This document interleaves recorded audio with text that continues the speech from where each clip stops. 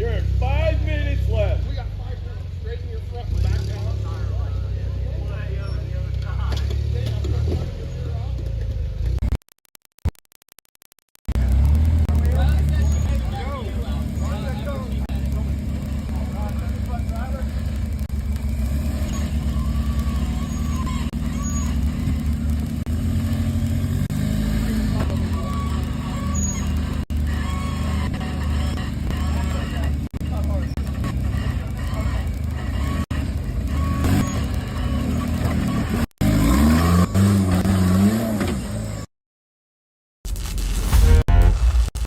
My Carnage welder is my go-to welder. See how easy it is to get to? Yeah. All right, let's do this. We've got the fastest deployable welder. A Carnage welder is a wire feed welder. It's basically batteries and everything inside of a box. It's quick deployment. Just take out the case, open it up, turn it on, and you're ready to start welding. No pulling batteries or getting cables out. It's literally 30 seconds and you're up and ready to weld.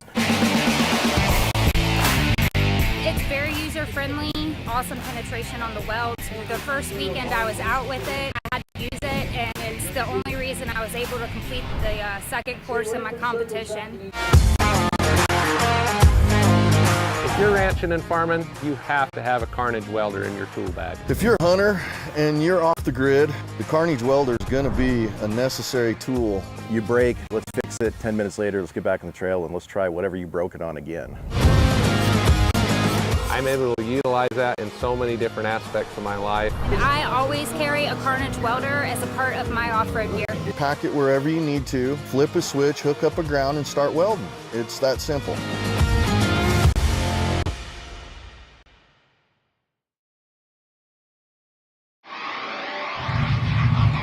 We've chased checkered flags through dust, rocks, mud, and worse. We've crowned champions, racked up wins in places where tires go to die. And we're still just getting started. From hammering at hammers to Baja bangers. If it's brutal, beautiful, or just plain ridiculous, we're there. So whether you're bombing through the desert or just dodging potholes in rush hour, tread victoriously with Maxxis tires. Built for whatever you're chasing.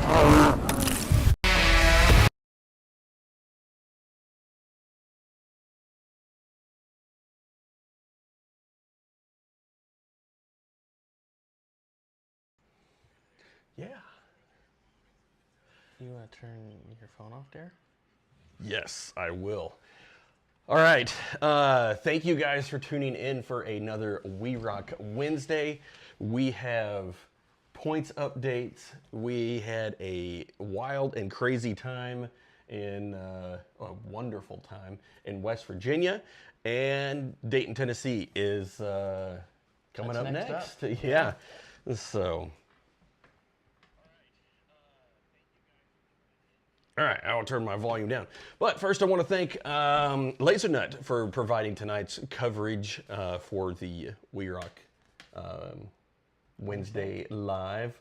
For all your laser cutting forming at lasernut.com, or if you want to send them a napkin sketch or some computer files, you can do that at quote@lasernut.com.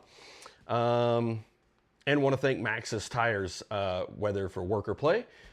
Tread victoriously with Maxxis tires. So, all right, real quick, huge shout out to Metal Cloak, Brannick Motorsports, Behemoth Drivetrain, Carnage Welders, Crown Automotive, Spider Tracks Off-Road, Raceline Wheels, Drive Shaft Specialist of San Antonio, and Tire Right. So, coming up next, we will go ahead and kind of kick things off with that. The 11th and 12th, Friday and Saturday, the weekend after the 4th of July. If you did not get enough fireworks, we will have fireworks Saturday night. Make sure you do not miss that one. The discount code is WE2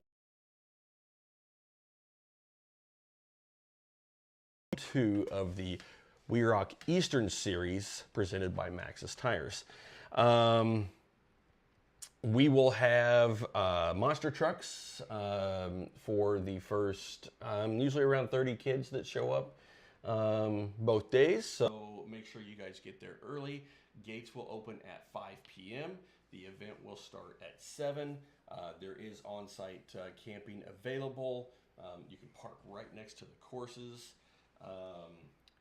Bring your lawn chairs, your blankets, maybe some bug spray, and your coolers, and come have a great time. Usually we can Google Kazars Automotive. It doesn't exist anymore, but it's 35 Pitts Gap Road. Yep. For those of you that are towing, we will get the directions on how to get there if you're towing. But basically, don't come up. What is that road? Don't come up out of Graysville, like that. They've got the train tracks there. I just turned it up. Okay. And I don't know. There's like 3 ways that you really shouldn't bring a trailer up, truck and trailer up. And, the main one's out of Graysville. Yep. There's. I know there's train tracks at one of them. There's switchbacks in others. So definitely keep your eye out for the directions on how to get there if you're in a big truck and trailer. Yep. Steve Marquardt has some very detailed instructions, and we will make sure that we get that. It's a good idea. We'll just steal that. Yeah, we'll just copy and paste. Yep. That. Tickets are on sale. You can get your 20% discount by buying early. Registrations, you do not have to pay online, but if you want to jump on there and click pay on site and go ahead, and you can still register that way as well. That way we know who's coming. We can talk about it on the Wednesday lives. Yeah. Get everybody excited for who's coming out. Yep. Going to be a great one.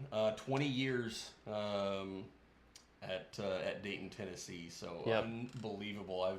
I think our my first time there was probably, maybe 2007, 2008, somewhere in there. I don't know. It escalated quickly once we started competing. So, always a great place. The crowd is phenomenal, and there's people that come year after year, and if you're not there, they actually are asking us, where is so and so? So it is, it's awesome. Huge fan base there. So we definitely. And then last year we started the fireworks Saturday night. So and if you weren't there, you missed out. Those that were there know just what an incredible, amazing show that was. I mean, it just. I thought there was a finale about 6 times, and they weren't the finale. So it was just a great break to then get back out on course, and then the shootout was just a little bit after that. Yep. The Kazars will have usually food and drinks there. They usually do burgers, they do pizzas and drinks. Some little Caesar pizza, stuff like that. I know we've got a couple of vendors that will be there as well. So if you guys would like to sign up as a vendor, send us a message and we'll get you that link. We're gonna have. Do we know if Behemoth is gonna come out again? You know what? I've been meaning to call and talk to Dylan and find out. I actually need to quote some transfer cases. I was going to check and see if they were bringing the Behemoth bus. Down again this year. Maybe some Behemoth energy drinks, some Behemoth VIP areas. That'd be pretty cool. Yeah, that'll be super cool. So, tons of fun. We love that event, and you guys make sure you've got it on your calendar so that you do not miss it. It is Friday and Saturday night, the 11th and 12th of July. So we are home for a couple days, and then we actually hit the road here. Before next week, so it is not before next week. We got 1 week. Yeah. So, and speaking of that, since we're talking about things that are coming up in the future, next week we will have our Pro Modified winner from Canvas, the Good Evening Ranch there in Canvas, West Virginia. Veronica Miserak on next week. So make sure you guys join us for that one as well. Should be a great time. Really looking forward to getting to know Veronica a little bit more and see what she thought of Pro Modified. So. Yeah. Well, speaking of Good Evening Ranch at Canvas, West Virginia, man, what a crazy event and some really tough courses. I mean, when's the last time you saw, Unlimited's not finishing, all the Unlimited's not finishing a course, let alone the strategy to winch. That came into play. So it was very tough courses, and we had some people step up out of Sportsman B into the Pro Modified. We had 3 Pro Mod, we had 5 Pro Trail, 7 Unlimited, and then I don't know the numbers on the Sportsman side, but I know we had like 16 Sportsman competitors, and those guys battled it out. Just such a tight competition, I know, between Sportsman A. Do we want to hop into, do we have the West Virginia scores we can look at? Yeah, I'm going to get those pulled up here real quick. Just an awesome weekend, lots of throttle. We had some rain earlier in the week, like all week. And every day, it rained every day and stormed on Thursday. Yep. But then Friday, did it rain Friday too? It rained like for 20 minutes Friday. Yeah, there was like a single cloud that came over on Friday as well. If you go full screen on it, I might be able to pull it into, we can look at scores. Can you just focus on do we want to start in Sportsman, work up? Yeah. Can you go full screen? More. There should be, I don't know. All right, let's see if I can get those pulled up. I did not think to prepare this. More. There should be, I don't know. Let's see if I can get those pulled up. Auto director, you turn that off. Can you get it? Yep. Up more. Let's see if I can get this pulled up. All right. So starting. I guess we can start with Youth Buggy. We had Emmett Miserak, Eric Miserak, in his new single seat camel car. Yeah. So that was awesome. Emmett's first competition in that little car, and I don't actually really remember seeing him run. I know the Miseraks were running around because that was one of the 3 cars they were running all weekend in that little car. And you know what? I don't think I ever saw Emmett on course. Yeah, all I don't remember. I They do remember he was on the simulator.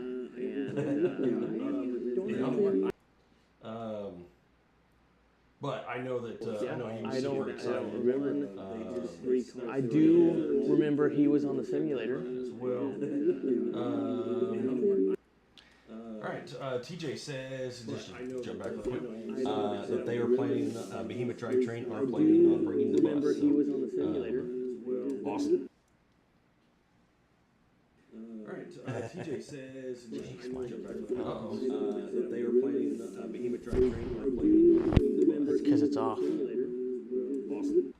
Does it turn back on? Might be dead.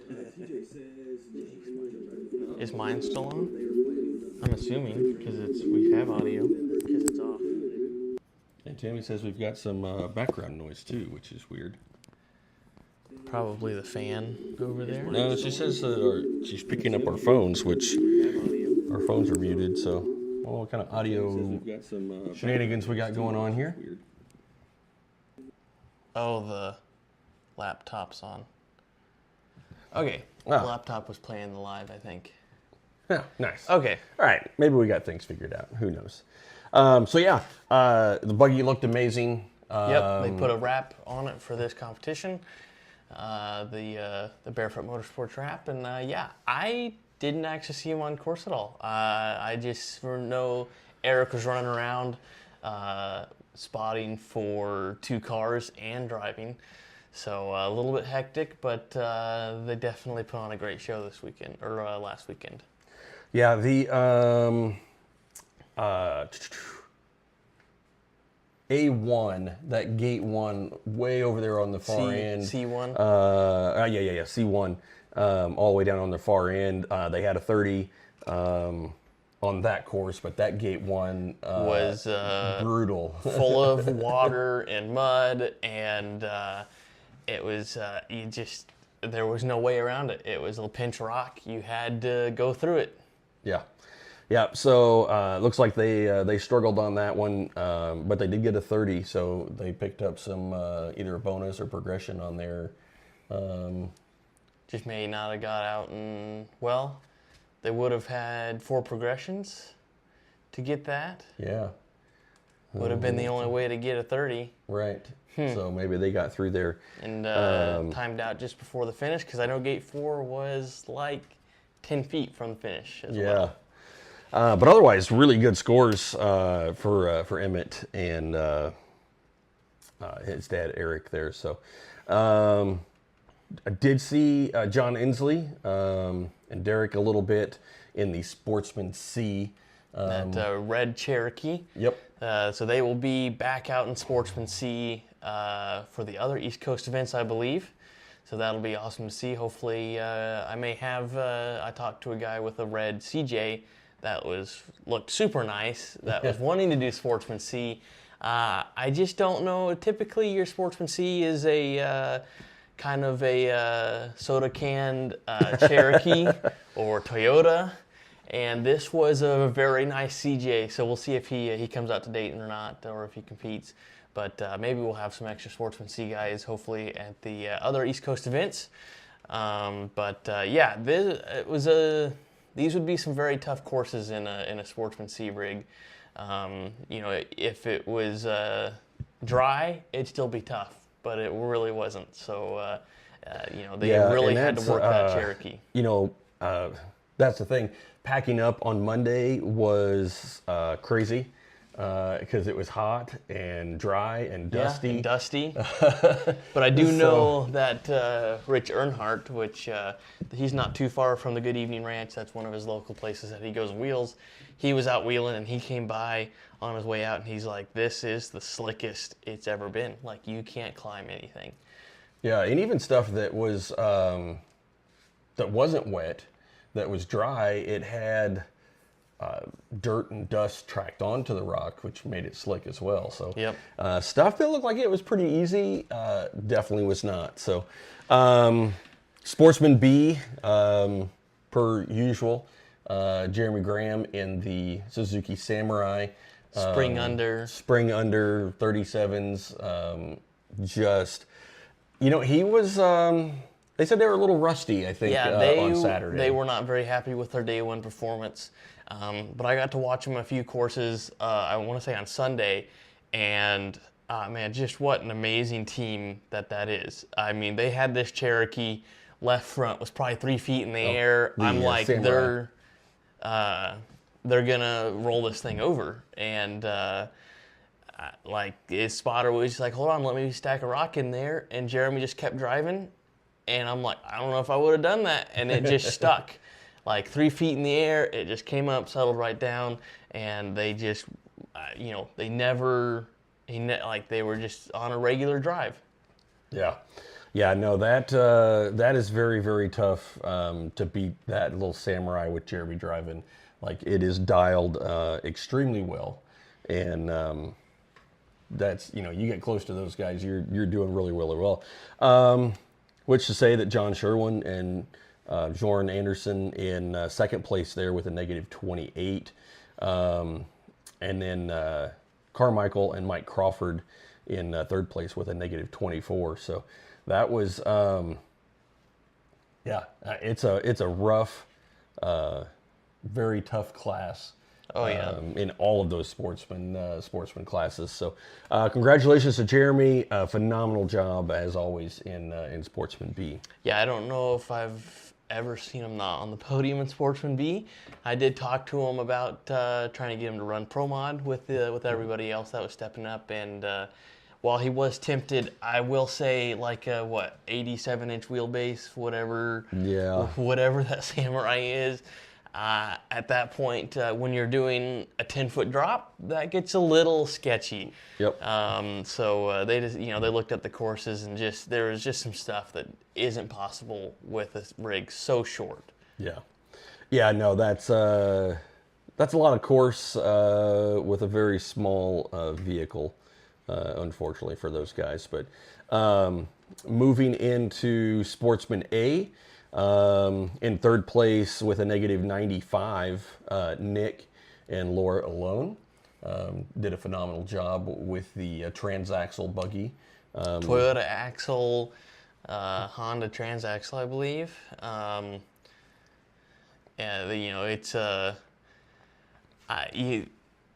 they do really well, and then we have the West Coast guys all the way from California, and Craig Allen and his son Craig Allen, and then Coulter Brassanini from Utah, and then his spotter Maverick Valesky from Texas, both in pretty much a full-blown moon buggy with 50 degrees of steering.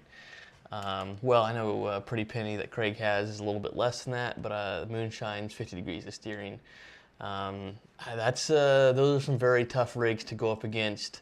And also some of the top, Craig Allen, longtime competitor with Pro Mod and Unlimited, spotting for his son, and then Maverick Valesky, amazing wheeler, Top Gun, and then also spotted for his daughter in Sportsman B a few years.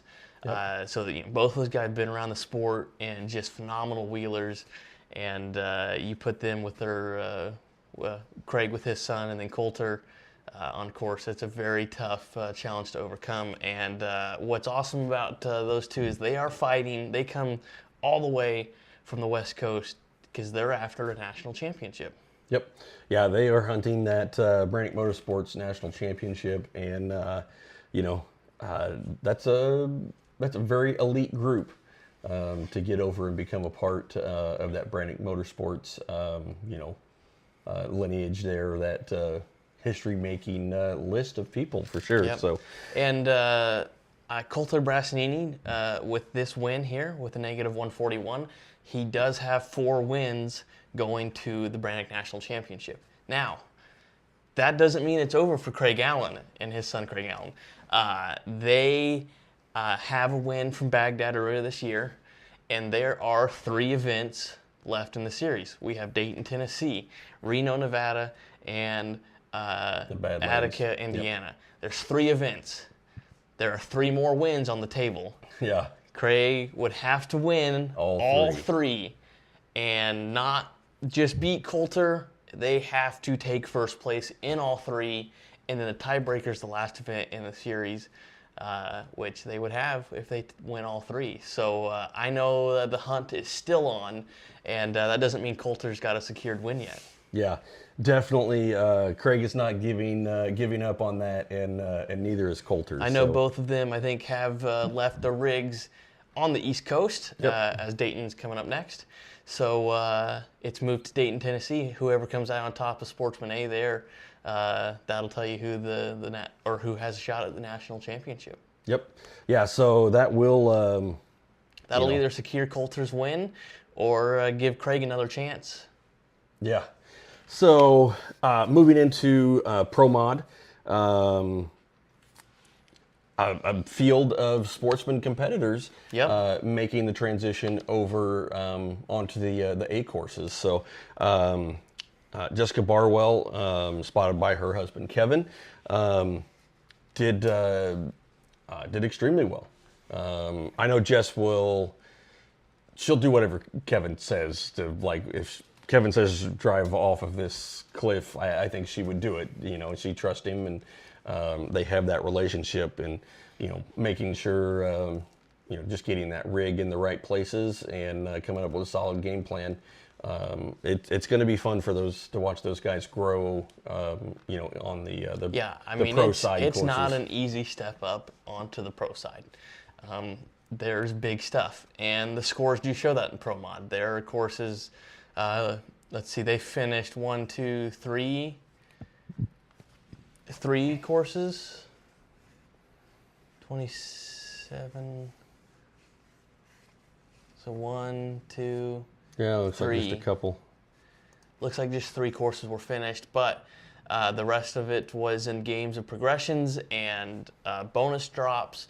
And I mean, they worked those cars hard, and it was just amazing to see those guys step up. And while the courses were very tough on them, it sounds like they're ready for some more. Yeah, and then in second place, we've got the Rons, longtime competitors, and just going to do some housekeeping while we're here. Thanks for jumping on, Jeremy, and letting us know, because we did not have Todd Huffman listed as Jeremy's spotter for that win in Sportsman B. So got that updated, so thank you very much for that. But Ron Lobb, a new paint scheme on that Pro Mod car for this season. Pro Mod car from like... It is a very old Pro Mod car from many years ago. But so is Veronica's. Yeah, for sure. And so it's awesome to see them making the transition over to on the pro courses as well. Back into Pro Mod. And they did a phenomenal job. I mean, yeah, there was. I was definitely impressed. There was some courses and gates that I was worried about, and honestly, those were the gates the Pro Mods aced. Those were the courses that they did amazing on. So it was awesome to watch them. It's such a cool class. It's probably the hardest class in WERock. You're doing some big courses in a drag axle car. Yeah, and you know, it's kind of par for the course with Pro Mods. You're going to hit cones. Yep. And you're going to DNF some courses. It's just the nature of the beast. But so if you want the ultimate challenge, in my opinion, in competitive rock crawling, that Pro Modified class is the place to be for sure. It is very challenging for the car, you know, aspect to the course ratio. Yeah, you have to plan ahead. I mean, you really have to plan ahead with a drag axle car. You don't have rear steer. You have to, every move that you make going into that course, it has to be planned out. And how are you going to manipulate the rear of that car to be able to clear a cone? And then also, how are you going to make a climb? How are you going to make an obstacle? It's just, you have to really plan ahead. And then first place, Veronica Mizrak in Eric Miller's old school Pro Mod car. Yep. Had some Spider Trax axles under that, which definitely helped him out, and some Brannick shafts definitely survived the punishing that those Pro Mod cars took. Yeah, so they took first place with 180 to Ron Lynn's 216. So phenomenal job by Veronica and Eric to manipulate that Barefoot Motorsports car around the Pro Mod courses. And we will have them on next week, and we'll get a little bit more in depth with their experience in Pro Mod and all of WERock and rock crawling and all the things that go along with that. But another familiar #1 spot here in Pro Trail.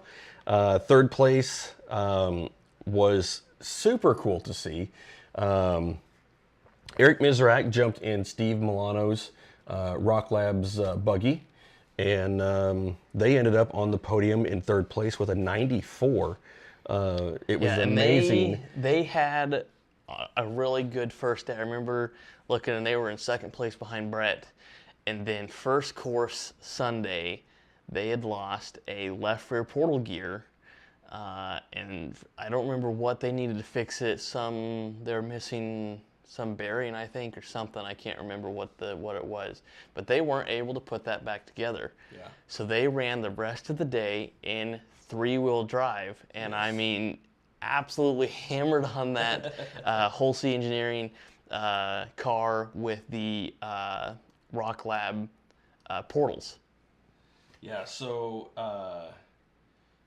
the A1 course was brutal for everybody. So they got through the first gate on that one. Only Brett Dickey's the only one to finish. Yeah, exactly. A2, they got through 2 gates, and then A3 and A4, they were able to finish both courses in 3-wheel drive. So that was absolutely incredible. What an awesome effort. And a huge shout out to Steve Milano for putting Eric in that buggy. It's pretty impressive. So. Yep. But it was awesome. We had Ron Arch all the way from Utah. We had Rich Earnhardt, TJ Tanner, East Coast locals, Eric Mizarak, and then we had from Texas, Lee and Ashley Hull, and then also from Utah, taking another win, securing 4 wins for the Brannick National title, Brett Dickey and Matt Dickey. Yep. Yeah, so they have, we'll talk about that here. Kind of glance over that real quick when we get into the season, Brannick Motorsports points. But yeah, negative 145 for Brett Dickey. It wasn't without drama though. They showed up, trail wheeled the car all week long. Yeah, all week long. In the rain, in the mud, and they ended up losing the computer that controls the engine in there. And on like the Thursday, Caliph car would not run. Nope. Yeah. So the most winningest Caliph car was down and out for their event. Thankfully, Matt also brings along a Ironman chassis, which is the same chassis that Tyler Harper runs in Pro Trail. They put a seat in there, and he ran Pro Trail in a wider, bigger car, more unfamiliar to him, and that really didn't slow him down from getting that top spot with a negative 145. Yeah, and it was impressive that the Caliph side panel, the Area BFE number 17 side panel, fit on that Ironman car. It fit pretty well. It was a little off, but it was pretty darn close. I thought they fixed the car. I saw them on. I think the mic's dead again. I don't know why it's not working. Oh well, nobody wants to hear me anyways. But very, very impressive as always. We got to see Brett in the intro video making that side hill climb there. That was absolutely awesome. So we will jump up into Unlimited here real quick. So Carl Shortridge, Brian Malik, just continued to second event in Unlimited. Yeah, their placing didn't really, to me, replicate what their weekend looked like. They are amazing to watch on course. They are so smooth and amazing. So yeah, I mean they're like we said earlier, there's some really tough courses, and they really maneuvered that car well. And I mean, yeah, there were some cones that are hit. It's the skill of those top drivers that are Michael Brassini, Dave Wong, the Melchners, Danny. I mean there's a lot of years in that car. It's a very stacked field in all of the classes, really. And really be calm, have a good time, and I mean, even keep up with those guys by finishing courses is a tall order. Yeah. Dale Stotler was not his weekend. No. He struggled. We had to rescue him a couple times off of course. Yep. First, he rolled over. He hit a high cone that I didn't even know was possible to hit. Right. And the reason I think it was possible is because if you hit it, you didn't end up where you wanted to be. He was upside down, like 20 feet away from that gate. Shock on the rear, completely folded. So we got him flipped back over. He put a new shock on, fixed the other rear shock, and there he was going again. Yep. Yeah, so a great effort by Dale, even though it just was not his weekend. He couldn't get anything to fall his way either. They definitely fell a couple times. Yeah, exactly. So little Charlie and Jesse ended up in 4th place. And then coming down to the shootout with aged Charlie. Age Charlie, yeah, yeah. With Charlie Melchner and Danny Benner. Again, Danny wasn't able to clear one of the bonus cones, and so it came down to a last-minute judgment call on that that unfortunately bumped him down into third place. But Danny Benner in third with a -51, Charlie Melchner and Jesse Haynes, -57 in second place, and Michael Brassanini and Chris Poblano one more time at home in those West Virginia rocks. Like, that is his bread and butter for wheeling. Where he, cut his teeth in Colorado, that is his favorite style of wheeling. So those guys, -115 for Michael Brassanini and Chris Poblano. So solid effort right there for those guys with the Laser Nut crew. So super exciting. Let's jump in real quick, and just because one of the things that is really cool here, should be, I think it's over, no, there it is, right here, and I don't know if I can make this one full screen. Can hide some menus.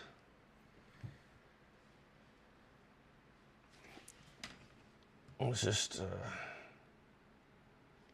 well, I know we can we'll talk a little bit more about this as we knock out some more events here, but we were looking rapidly, but we will I'm going to get the points emailed out as well as get them listed on the website. But since we're starting to run a little bit long on that, we definitely know on the Pro Trail side, Brett Dickey sitting there with 400 points towards the Brannick Motorsports National Championship, and you can't turn in a better score than that, other than if you need the tiebreaker, which he's not going to need. So we've only got 3 events left, and let's see. Tyler Harper would have to win the last 3. Win the last 3 events. Yep. Yep. All right, and then Unlimited is where things get a little crazy, actually. So we've got Michael Brassanini, Chris Poblano. They are currently sitting in first place with a 399. So they're sitting really good for that Brannick National Championship. But the crazy thing happens when you go and look at the Eastern Series points. So Michael Brassanini is sitting in first there with 200 with a win from Texas and the win from West Virginia. Yep. But you look at the second place for the Eastern Series, you're going to see something strange. We have Dale Stotler in second place with a 194. We have little Charlie Melchner in second place with a 194. We have Danny Benner in second place with a 194. And we have, what was the last one? Got both Charlies. Oh, both Charlies? Yep. And Big Charlie in second place with a 194. So there's going to be a crazy battle on the Eastern Series points. Who's going to round up the top 1, 2, 3 there? Lagging? Yeah, it's lagging on there, but hopefully the audio sounds good enough. Yeah. But just what a crazy phenomenon. to end up with a 4-way tie currently in second place for the WERock Eastern Series presented by Maxxis Tires. So absolutely crazy. We've still got a couple more events to solidify things a little bit more as we move along, but and we will get those points listed on the website and also emailed. We'll try and get a recap for West Virginia, but it was a crazy weekend. It was rainy and wet and muddy and chilly and hot and dusty and humid. Like, everything that you could have was thrown into the weekend. The rain held off all weekend. It was absolutely beautiful there underneath the trees. What a great part of the country. There's teams going out on the lake, river, whatever is there. Yep, the Gully River right there. It's part of Summersville Lake, and went out and jumped off of cliffs, cliff jumping, kayaking, tubing, and then of course we got to hang out, a couple nights with some of the crazy show after hours, with the Dickies and Michael Brassadini. And oh man, there was the Barefoot Motorsports was there. There's, just so much wheeling that's able to take place in the rest of the park outside of the competition. So it's such a fun one to go to. If you guys have not been to West Virginia, I highly recommend it. And there's a ton of wheeling in West Virginia. But I definitely recommend to stop by the Good Evening Ranch. And I want to say thank you to Billy, Matt, and Bobby, and Amy for all of their help getting things set up and prepared. And if you guys are in that area still this weekend, there is a rock bouncing event this weekend as well. There was a couple cabins that teams had rented, and just went in and rented for the next weekend too to stay and watch the rock bouncing. Yeah, so super cool. But yes, huge shout out to all of the winners, Michael Brassanini, Veronica Mizrak. It was definitely and a Brett testament for finishing courses. Probably some of the toughest courses that we've seen. Like we said earlier, the Melchners ended up winching the gate just to get progression points throughout for that course.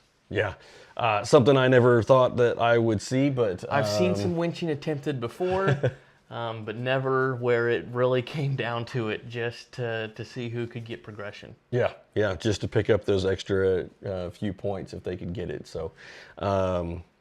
Absolutely crazy. It was a great weekend. Thank you guys for all coming out and supporting the event. It was a blast. Don't forget to tune in next week. We will have Veronica Mizrak with Barefoot Motorsports on, and get those tickets for Dayton. If you buy them online, use the WERock 25 E2 for Eastern Series Round 2. At the Kazars on the mountain. Fireworks Saturday night. Gates are at 5. Events start at 7 Eastern time. Eastern time. Lock your phone into Eastern time when you get there. Yeah. And I know that we are trying to get out and do some whitewater rafting, see some waterfalls. So again, absolutely phenomenal part of the country. Make sure you guys don't miss it. Get those tickets now, and we will see you then. But thanks again for tuning in for another WERock Wednesday. I want to say thanks again to Laser Nut for all your laser cutting, forming, and welding needs. Maxxis Tires, Metal Cloak Suspension, Brannick Motorsports, Behemoth Drivetrain, Carnage Welders, Crown Automotive, Spider Tracks Off-Road, Raceline Wheels, Drive Shaft Specialist of San Antonio, and Tire Right. So thank you guys for an incredible event at the Good Evening Ranch. We're rolling right into the Eastern Series Round 2 coming up here in 2 weeks in Dayton, Tennessee. So make sure you join us there. Tune in next week and learn about, get to meet Veronica. So if you guys have not had the opportunity to hang out with Barefoot Motorsports, this will be a good gateway into to learning more about the Barefoot Motorsports team. So you guys have a great night, and we will see you.